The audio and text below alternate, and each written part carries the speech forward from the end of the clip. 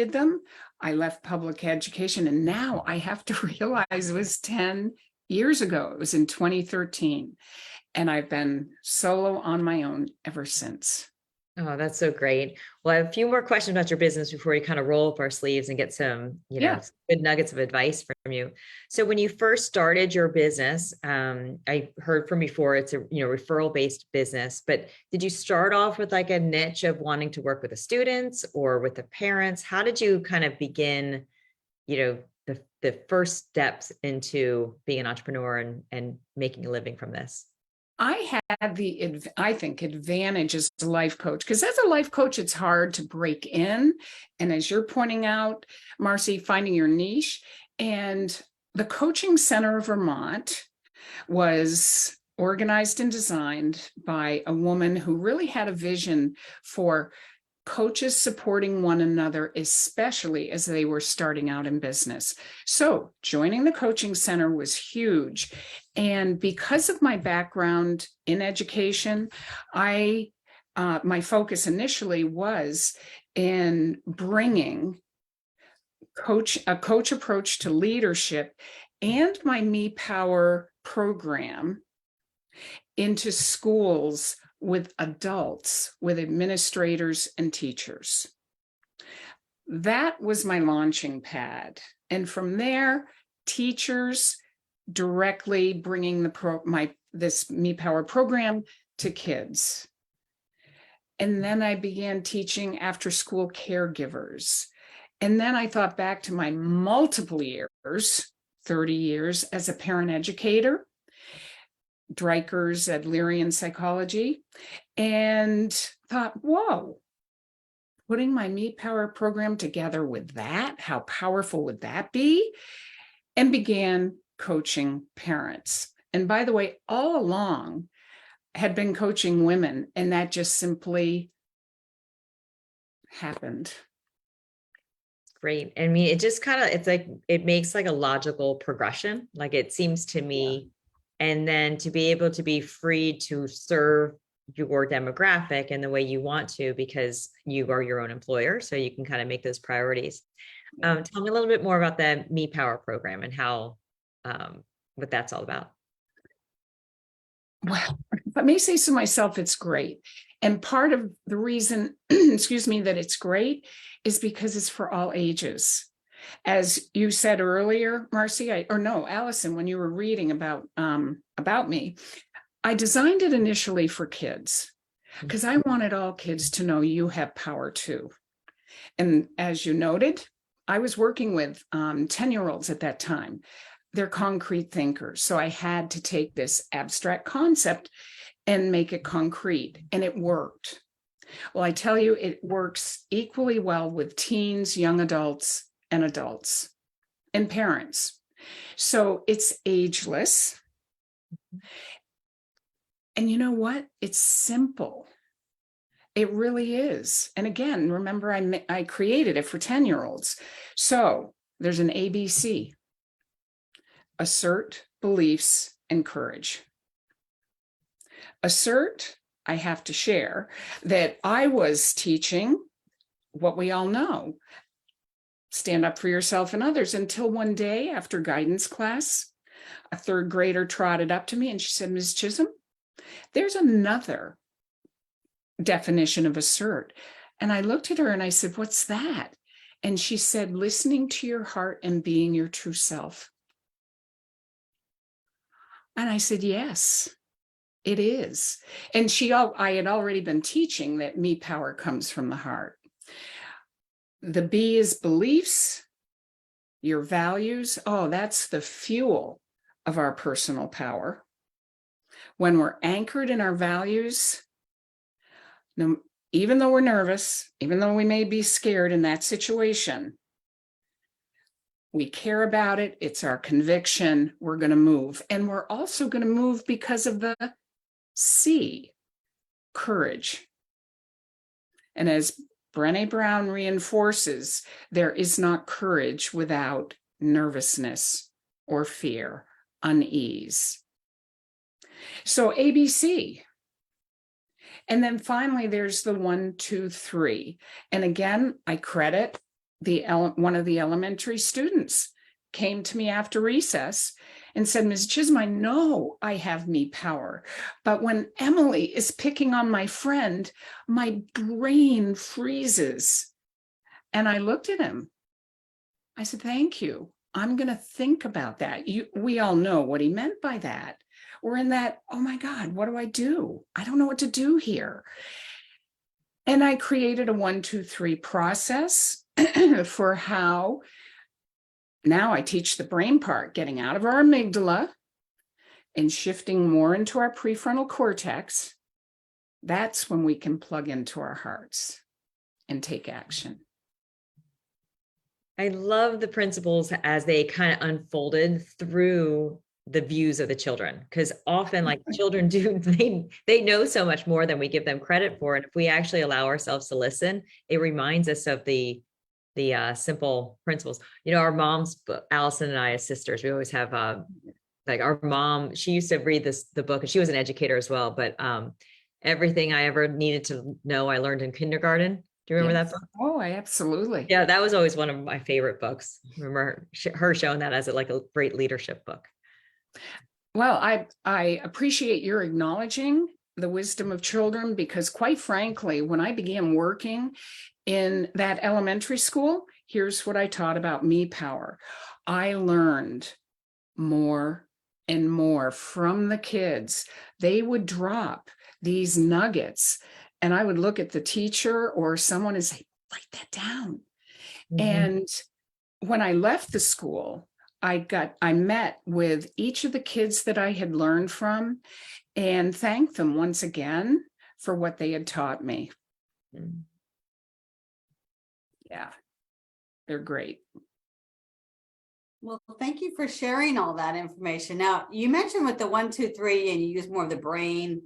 How would you concretely say that to children? Well, step 1 is taking deep breaths. I'm writing this down, by the way, because like, okay, you could say the brain thing, but I'm not going to remember that. I'm going to remember the concrete step. The 10-year-olds when we're in fear or nervousness, stress, frustration, our amygdala is all lit up. That's what I teach kids. And when our amygdala is all lit up, we cannot connect into our power in our heart. So we got to breathe, taking deep breaths. And I tell kids at least 4. Well, and I tell adults. Again, I use this with all ages. And I'll say to them, you know, how many of those deep breaths do you think you're going to need?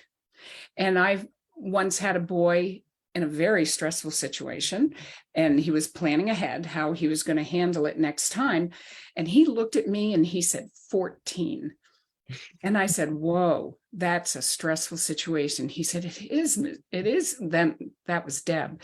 Anyway, so first those deep breaths and repeating, I offer MePower. Some like to have a short sentence. I can handle this. I can do this. So that's step 1. And when you do that, you're changing your neural pathway and connecting into your PFC. One thing I want you to know for sure, the amygdala is still lit up. Simply, it is not a spotlight anymore. You've moved to your PFC. Okay. And then plug into your heart. Was to find the kid that was targeted later and tell them what the other person said wasn't true. I didn't like the way that person was treating you. Something to that effect. Third most effective, because it's another great strategy. They'd go up to the kid being targeted and just whisper, walk away with me. Mm-hmm. Makes sense, doesn't it? That makes total sense. Mm-hmm. Mm-hmm. Can I teach you one more thing connected with this? And it goes with all situations. Absolutely. So let's pretend this paper clip. I gotta have something bigger than that. I got this paper clip. This represents my MePower. And I'm in a situation and I'm nervous. I don't like it. I don't like what's happening. I don't like, let's stick with this, how she's treating my friend. I'm in my amygdala. Breathe, MePower, get here, come here. And I know in my heart that what's happening is wrong. If I choose to do nothing, laugh, go along with what's wrong, I am handing over my power to the person or situation. Does that make sense to you? Got to tell you, I've never met a child or an adult that wants to give up their power. Right. Well, it is interesting as you kind of tell the story through the playground views. It's so easy to think of like the toxic work environment or, different types of struggles that adults have. And that choosing to remove yourself is often what adults might do, but they don't actually leave the situation because they tend to complain or, they allow it to get bigger in their world because they have it fill up all their mental space. But actually using that visual of like giving your power away, it's so powerful to me to see that. So I could quickly go back and forth from watching the analogy and then thinking about certain scenarios in the adult world. And thank you for making that connection, because I am giving examples of kids. However, absolutely it translates into our world of work, our personal relationships, our relationships with our kids. Yeah. I see a lot of parents handing their power over to their kids. Today, especially. Yeah. Yeah. You want to share some advice or examples on that? Not to mention any names. No, I mean, I'd love to hear that because I do think it's true. Like we always say, like with our close group of friends, that we're almost missing out on the prime time of our lives because we're so involved with our kids' sports and their, just the communication is so frequent and how much we drive them and all that stuff. So, we're pretty cognizant on making sure that we prioritize us and our time together as friends and things like that. But our generation certainly is more involved than any generation of parents, in history. So I would love to hear more in terms of, you had mentioned like parents giving power away to their children. I hear what you're saying. And what I'm thinking of, excuse me, simple example in the grocery store yesterday, and how I'll ballpark, he was probably a 7 or 8 year old, and how he was speaking to his mother. It was, hands down disrespectful. I'm not just being subjective. It was downright disrespectful. And she was in the mode of trying to make him happy and gave him what he wanted. And for me, if I'm imagining, Marcy and Allison, if I pulled the mama's, I would never do this, but if we had a conversation and I had her and she went to her heart and I asked her, what does your heart tell you about what's important in terms of how your children treat you? She would say things like respect, etc. So and in that scenario, her son was treating her with disrespect and she was doing everything she could to make him happy.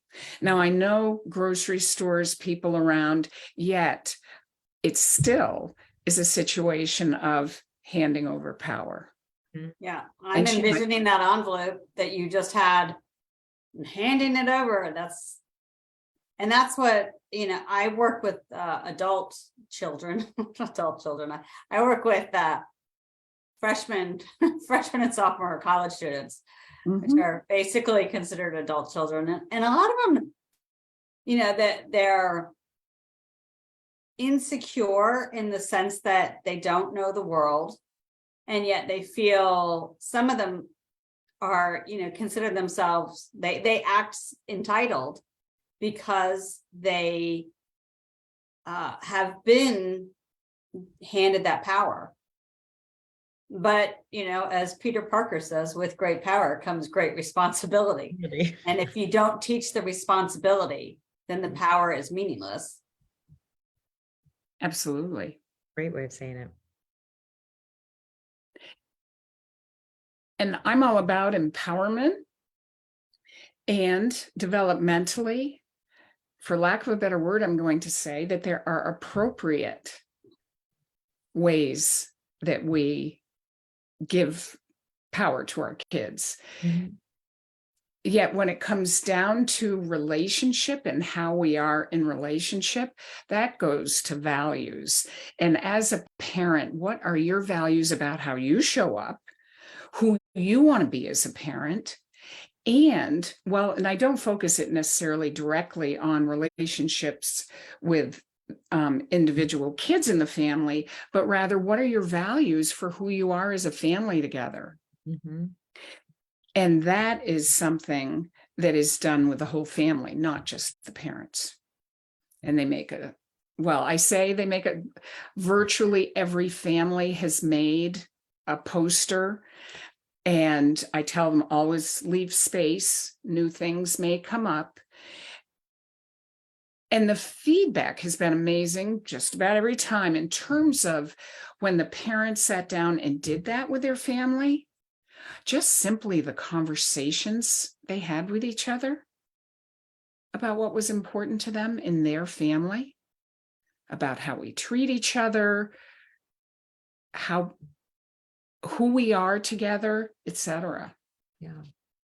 That's so powerful, because I think, unfortunately, there are assumptions that everybody knows our values, but the choice of a word that sounds it could be synonyms, with the other words, but really the choice of a family choosing a word and a value, it really connects you. And unfortunately, with, the world is so big to our children. So while they're just in your living room, they're still paying attention to strangers all over the place, whether it's on a social media platform or a movie or something.